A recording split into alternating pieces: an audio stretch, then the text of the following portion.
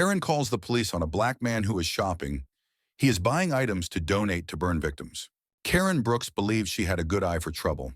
Living in the comfortable suburb of Clearview, she'd made herself into something of an unofficial neighborhood watch. She knew the regulars, the safe faces, the normal behaviors. And anything outside of that, she called it suspicious. So on a rainy Thursday afternoon, as she wheeled her cart through Halstead Supercenter, she noticed a tall black man moving through the first aid aisle with purpose, stacking gauze, burn cream, large packs of medical bandages, sterile gloves, and saline bottles into a cart already half full with blankets, water bottles, protein bars, and baby formula. Karen stopped. Stockpiling. That's not normal, she muttered.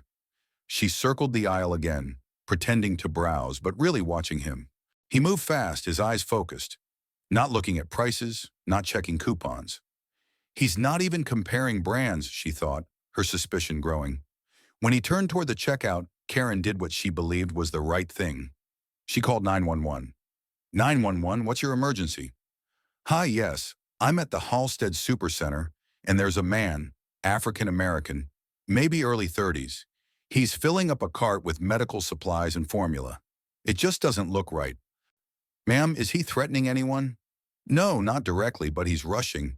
He looks nervous. I think he might be preparing for something. Maybe a scam, or worse. Ma'am, unless a crime is being committed, just send someone to check, please. By the time David Morris reached the checkout, police were already in the parking lot.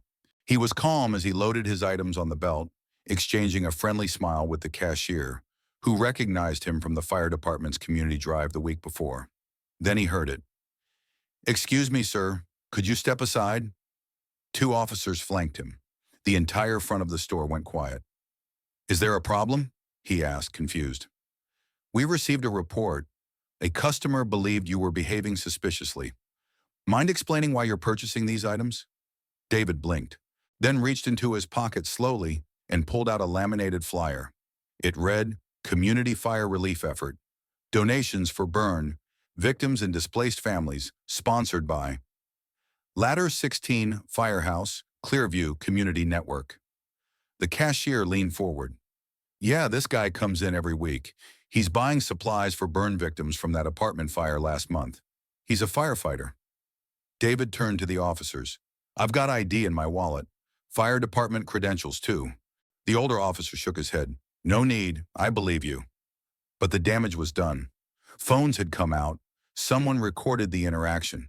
And standing just outside the exit doors, still watching, was Karen. That night, the video hit social media under the caption, Firefighter harassed while buying supplies for burn victims.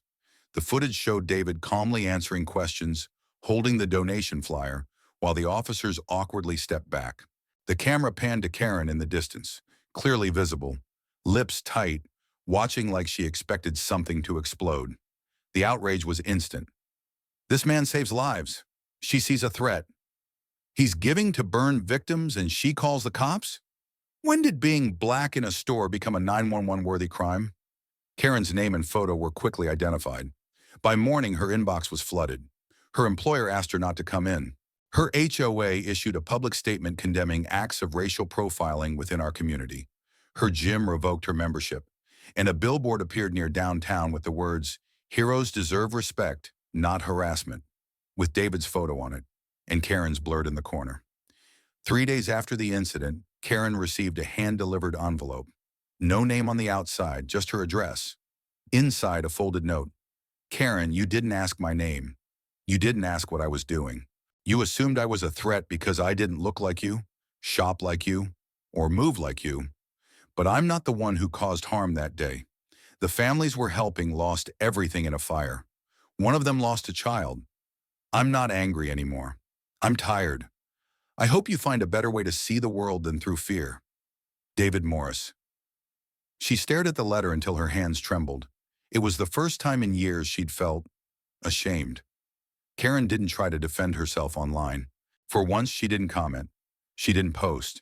She just showed up. A week later at the donation center downtown, David looked up from sorting boxes and saw her. She was holding a tray of sandwiches. Her face was red, her voice quiet. I thought I could drop these off for the volunteers. I know I'm the last person you want to see.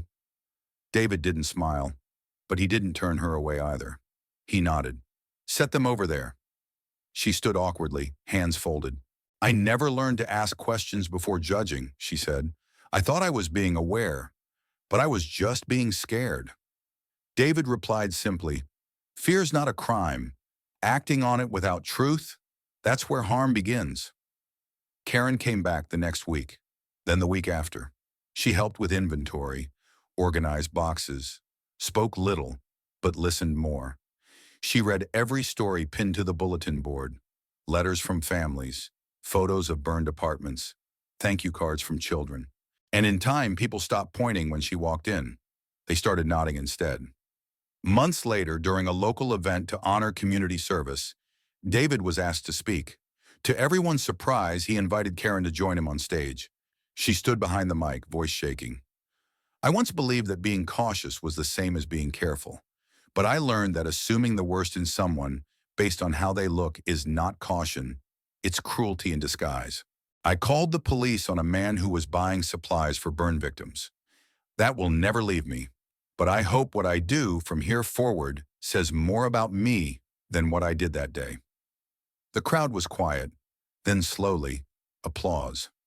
David placed a hand on her shoulder. Growth isn't about pretending the past didn't happen.